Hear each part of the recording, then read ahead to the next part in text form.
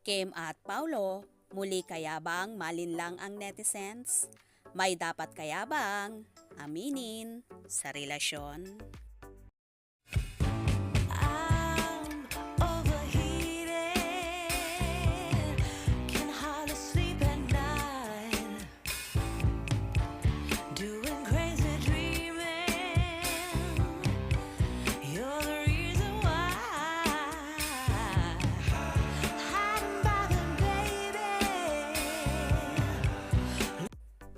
Ngayong Lunes ang presko ng teleserye version ng Linlang, series ni na Paulo Avellino at Kim Chiu.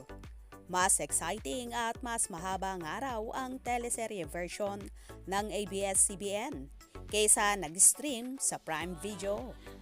Mas pag-uusapan nga raw ito dahil sa mga eksenang hindi ipinalabas sa Prime Video.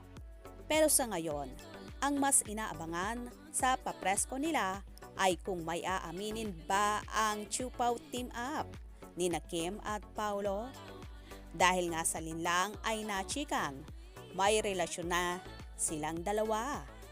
Ang iba, may dudang si Paulo ang dahilan ng hiwalayan ni Kim kay Sian Lim. Ang iba naman ay dinadawit din si Kim sa hiwalayan naman daw ni Paulo kay Janine Gutierrez. Handa na nga bang magsalita sina Kim at Paulo para malinaw ang mga issue sa kanila o mananatiling tikom ang kanilang mga bibig? Si Kim kaya ay magsabi uli na nalin lang kayo sa mga issue sa kanila ng ex-boyfriend na si Sian. O baka naman magsabi na rin siya na nag-move on na siya. Well, for sure, tututukan ng mga marites ang press con ng Linlang.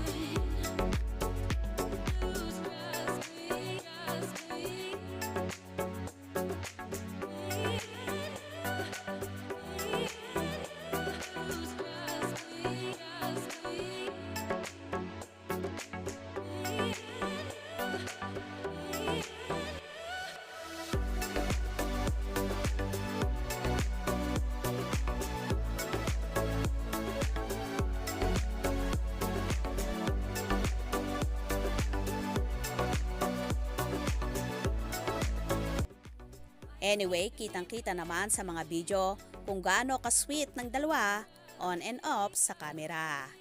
Samantala, kamakailan din ay nag-viral ang Milan Italy tour ni na Kim at Paulo kasama ang ASAP family, kung saan maraming kumalat na video na palagi silang magkasama at sila nga rin ang naging photographer ng bawat isa.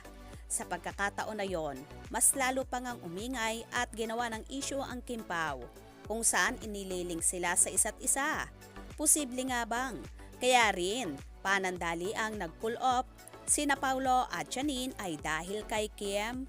Napapabalita namang nagkabalikan nga ang magsing irog. Well, malalaman natin ang lahat ng kasagutan sa ating malilikot na imahinasyon sa tamang panahon. Kaya naman tumutok at huwag na huwag pahuhuli sa mga maiinit na kaganapan. Anong inyong magiging reaksyon sa bidyong ito? Comment below.